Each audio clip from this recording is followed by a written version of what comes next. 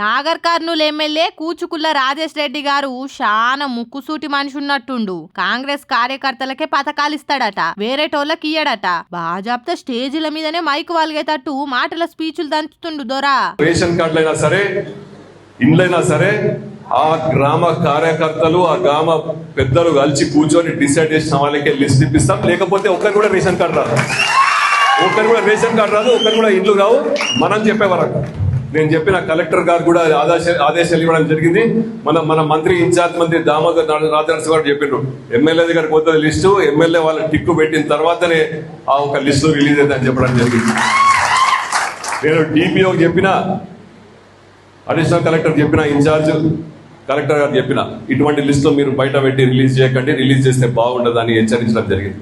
ఇన్నరా ఊర్లే Congress party పెద్దలు కార్యకర్తలు ఎవ్వరికి చెప్తే వాళ్ళకే ఇందిరమ్మ ఇల్లు, కొత్త రేషన్ కార్డులు ఇస్తారట.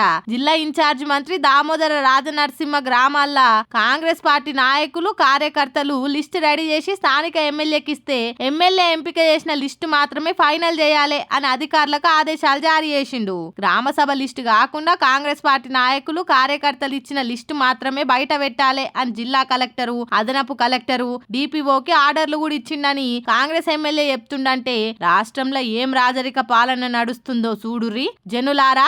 ఎవల్ది దొరల పాలనో, ఎవల్ది రాజరికపు పాలనో, ఎవల్ది ప్రజాస్వామ్య పాలనో ఈ పథకాలు ఇచ్చేదాన్ని బట్టే ఆలోచన చేసుకోండ్రి. ఒక ఎమ్మెల్యే ఊర్లే మా కార్యకర్తలు చెప్పినోళ్ళకి కాకుండా వేరేటోళ్ళకి ఇస్తే మర్యాద దక్కదని వార్నింగ్ ఇస్తుండంటే రాష్ట్రంలో ఎసొంటి పాలన నడుస్తుందో చూడుర్రి. గ్రామంలో ఉన్న అందరూ ఓట్లేస్తేనే తమరు గెలిచిండ్రు సారు, నీ తోకెంబడి తిరిగే శంషగాళ్ళు వేస్తేనే గెలవలేదన్న సంగతి యాది పెట్టుకోవాలి. ఎమ్మెల్యేగా ప్రమాణం చేసినప్పుడు ఏమని చేసినవో యాదుకుందా?